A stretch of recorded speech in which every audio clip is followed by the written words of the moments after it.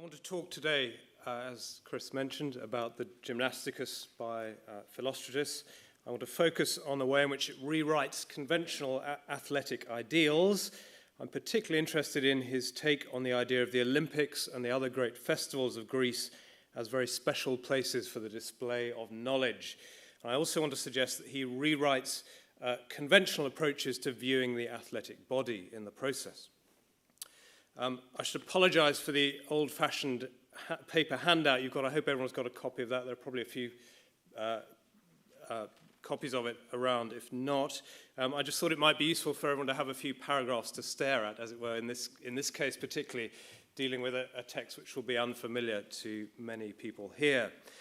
Let me give you a brief summary of the text, in fact, just for anyone here who doesn't have this text as bedtime reading. It's a fairly short text. It's about 12,000 words in translation, dates from the early 3rd century AD. It's basically a treatise on athletic training. Philostratus, first of all, declares his intention to bring about an improvement to the art of athletic training. He points out that there's been a decline from the physical condition of the athletic heroes of the archaic and classical world, and from there, he launches into, first of all, a history of the different events, a set of anecdotes about the way in which trainers have helped their athletes to victory, and then in the second half, detailed instructions to the athletic trainer about how to train athletes, especially how to identify athletes who are suited for particular events. There's a lot of medical and physiognomical language in that second half. I'll say some more about that in a moment. I think this is quite an important work for our understanding of ancient athletics. It's cited over and over again in histories of ancient sport, but I also think it is a very difficult text. I certainly find it very difficult still. It's partly because of the difficulty of the language. It's full of obscure athletic physiognomical jargon. It's also difficult in structural terms. It's often hard to see how the argument is progressing as you read, or really why Philostratus has written it at all. So I apologize for inflicting such a tricky text on you at the end of a long day. I'll try to make some sense of it. I should say that I've come back to the Gymnasticus now after quite a number of years away from it. It's partly actually because I'm doing a translation and introduction for the Loeb Classical Library series, which will be part of a bigger volume on Philostratus. I'd be delighted to know afterwards, if either in questions or in conversation, if anyone has other inspiration about what to do with this text or what kind of approaches we might take to it. But all I want to do now in the next 17, 18 minutes or so is to offer one possible set of answers to the question of where Philostratus might be innovating in the Gymnasticus. In other words, what makes this text unusual and distinctive in the context of other ancient writing about athletes and festivals.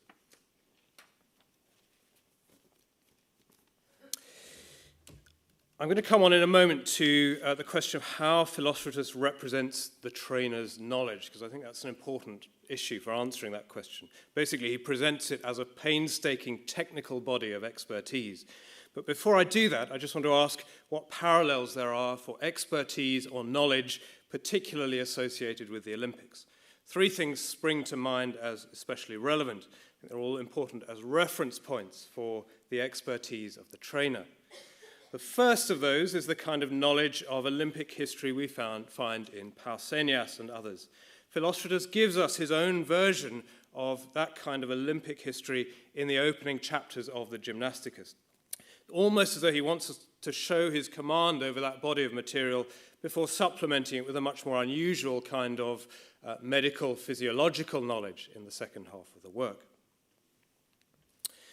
The second area is the expertise of the Hellanodikai, the Olympic judges.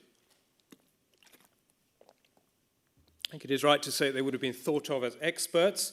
According to Pausanias, they were trained for months in advance in the Hellanodikaion in Elis, and their job was a job of scrutiny. They were also in charge of the official month of training before the festival, and that makes them an obvious model for the expertise of the trainer. And in fact, Philostratus draws that comparison quite explicitly himself 3 or 4 times in the text. So an example in paragraph 25 on the handout, that's the bottom of page 1. Hellanodikes, he says, judges a boy athlete according to the following kinds of criteria: whether he has a tribe and a home city, whether he has a father and a family, and so on. But the question of whether he is self-disciplined or immoderate, whether he is a drunkard or a glutton, whether he is courageous or cowardly, even if they knew the answers, the laws do not enter into discussion about such things at all. The trainer, by contrast, needs to know these things well, being a sort of judge of the athlete's nature, and so on.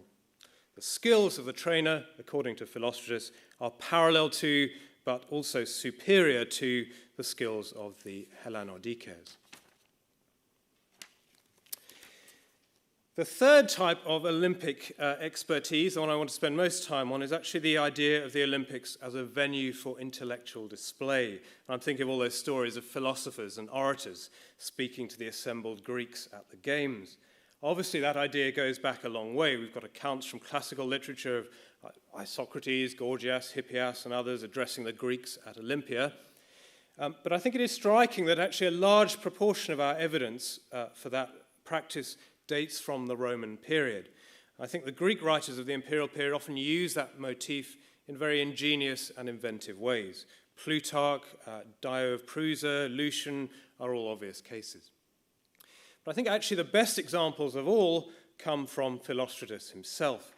Most importantly, Philostratus refers to the idea of a pan-Hellenic festival audience with extraordinary frequency in one of his other works, perhaps his most influential work of all, The Lives of the Sophists.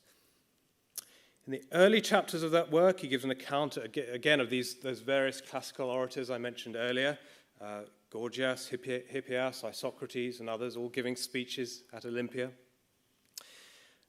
Later, he gives a whole string of examples from the Roman Empire, festival speeches delivered by the Sophists, who are his main subject. So, for example, several of those passages involve Herodes Atticus and his speech-making at Olympia.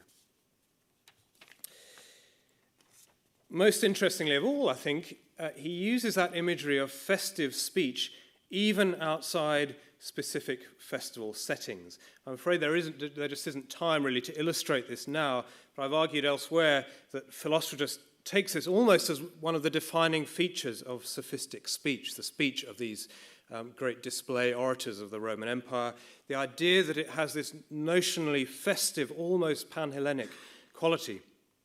So his sophists are repeatedly described as speaking to the Greeks, even when they're not actually performing at Olympia or Delphi or other equivalent venues.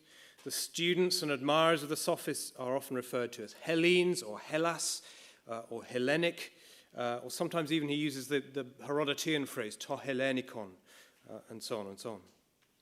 In other words, Philostratus' repeated reference to classical and contemporary sophists speaking at Olympia has a kind of programmatic significance for his work.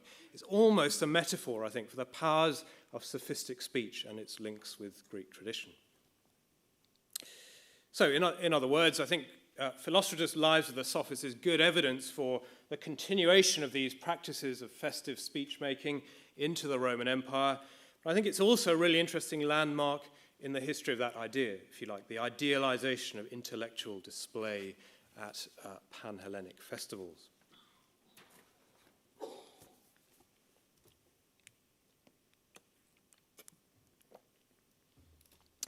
Okay, how does all of that relate to the Gymnasticus? Does that use these same ideas or not? What does it do with them, if so? Basically, what I want to suggest is that there are indeed traces of a very similar conception in the Gymnasticus, the idea that the trainer embodies a very particularly Greek, festive kind of knowledge, but that idea is adjusted in very distinctive and actually quite peculiar directions. So the trainer is an ever-present part of the Olympic community, as Philostratus represents it. His trainers are also, in a sense, Olympic experts, one might almost say Olympic intellectuals. The difference, of course, is that the trainer's knowledge is a very much more intimate, private kind of knowledge. It's far removed from the rhetorical display of all those sophists. Several times, Philostratus makes the point that the trainers have to be at least competent in their use of words, their use of rhetoric. Again, paragraph 25 from the handout is relevant there. We hear that the trainer must be neither garrulous nor untrained in speech.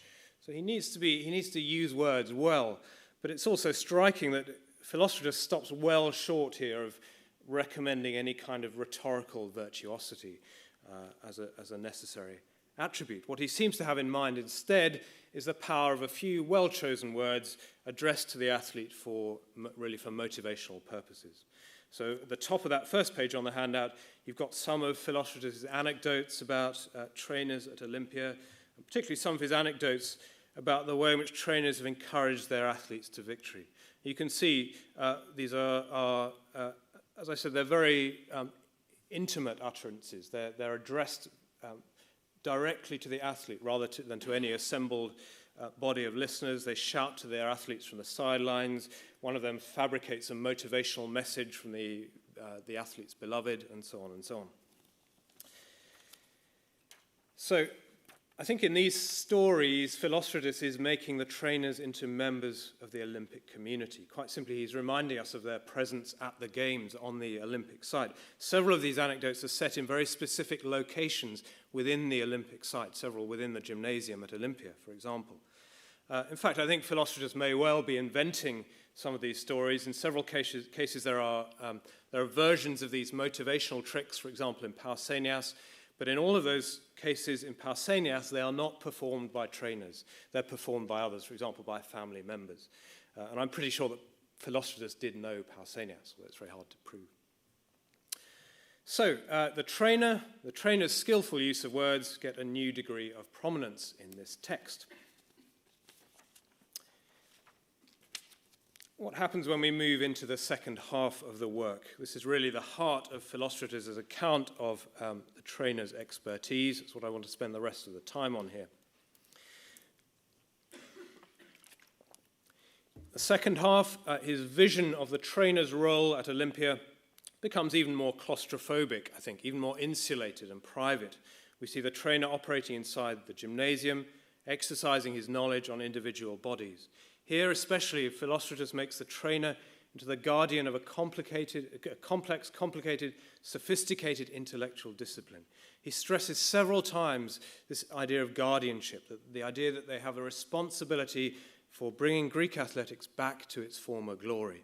So again, the comparison with the Hellanodikes is appropriate.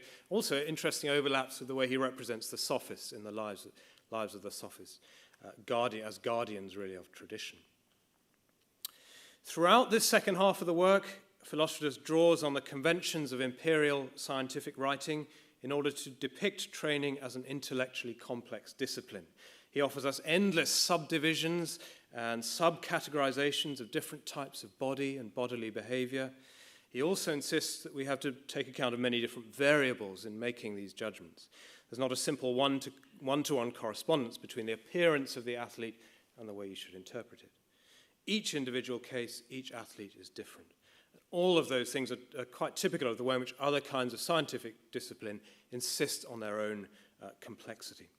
So just to take one example, the very final chapter of the work, as it survives, gives detailed instructions for sunbathing. It differentiates between different types of sunshine caused by different environmental conditions. This isn't on the handout, sorry. And different types of athletes with different balances of humours, each of whom needs to be exposed to the sun in a different way and to different types of sunshine. So I think one of the things Philostratus is doing, if you like, is creating almost an Olympic science, an expertise with responsibility for that guardianship over Greek tradition. And an expertise which can hold its own next to the various other kinds of Olympic knowledge I have outlined.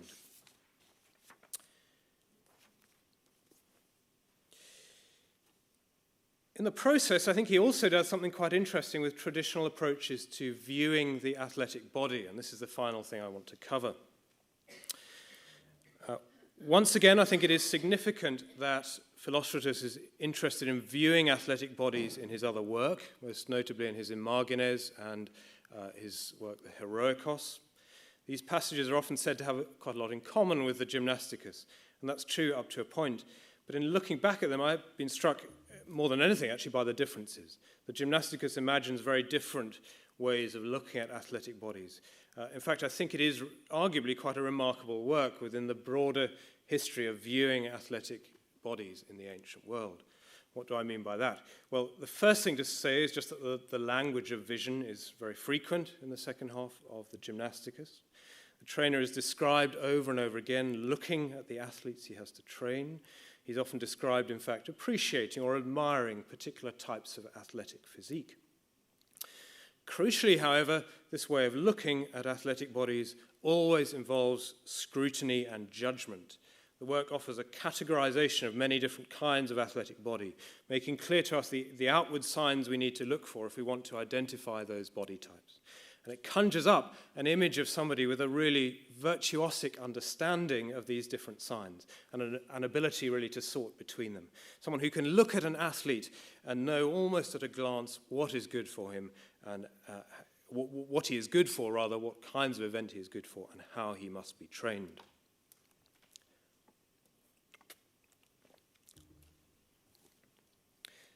Time, I think, just for one example from the handout. This is paragraph 48. In this case, it's actually an example of criticism rather than appreciation. Those who overeat, says Philostratus, will be revealed by an overhanging brow and by shortness of breath and by hollows in the collarbones, which are overfull with flesh, and by flanks at the side of the body which show signs of a certain bulkiness. Athletes who are heavy drinkers can be detected by an oversized stomach and blood which is too lively, and moistness in the flank and the knee. Those who come to the gymnasium straight after sex are exposed by a greater number of indicators when they train, for their strength is diminished, they are short of breath, they lack daring in their attacks, and they fade in colour in response to exertion. They can be detected by signs of that sort, and so on, for many, many pages on end. What we're getting here really is the classic language of ancient physiognomy. But in this case, it's being redeployed by Philostratus and used not just for detection of moral character, which is the focus for most of the other surviving physiognomic writing we have from the ancient world, but also for understanding the suitability of different athletes for different events and different types of training. Philostratus, in other words, takes on conventional ideas about viewing the idealized athletic body, and he turns them into something much more painstakingly technical, much more specifically medical and physiognomical. He offers us almost a technology of viewing and interpreting the athletic body. Now, obviously, there were precedents for that kind of interpretation, and a longer version of this would need to say very much more about those precedents. There's some things a bit like this in earlier dietetic writing, most importantly in the works of Galen. Galen, I think, actually has an enormous amount in common with Philostratus, despite their disagreements, because they do disagree very majorly on some things. But I think he actually must have been quite influential on Philostratus in many ways. The difference, of course, is that Galen doesn't apply these kinds of approaches to the body of the professional athlete. So, in other words, I'm certainly not trying to deny the fact that there were medicalized ways of viewing the athletic body before Philostratus. There clearly were. Rather, what I'm suggesting is that Galen's combination of physiognomical techniques with humoral theory gives Philostratus a resource for, if you like, I guess, taking those medicalized ways of viewing and giving them a new complexity and a new sophistication, taking them in new directions. So, Philostratus conjures up a fantastically vivid image of trainers engaged in sophisticated acts of looking and interpreting. He also conjures up an image of the trainer as a stock figure within the Olympic community and within Olympic history. In other words, an expert with particular links to Olympic tradition and to the landscape of the Olympic site. I'll sum up very briefly. The first thing to say is that I do worry about oversimplifying this text, and I suspect I've ended up doing that in the last 20 minutes. It is undeniably a very, very messy, disjointed, difficult text as soon as you sit down and look at it. So I don't want to minimize those difficulties. I don't want to sweep them under the carpet, as it were. But despite that, I have tried to show that the Gymnasticus is a really interesting and actually, I think, quite unusual example of athletic idealization for two reasons. First, Philostratus takes on the idea of viewing the athletic body and he gives it a new kind of complexity. He presents the athletic trainer as a figure whose painstaking mastery over the techniques of medicalized viewing and interpretation gives him a remarkable kind of perceptiveness. Secondly, in painting that portrait, Philostratus also offers us quite an unusual take on the idea of the Olympics as a space for displaying knowledge and expertise. I think that's just one of many examples of the imperial Greek obsession with this idea of intellectual performance in Greek festival context. Philostratus is one of the most innovative users of that idea, both in his lives of the sophists and also, I think, in the Gymnasticus. Thank you very much.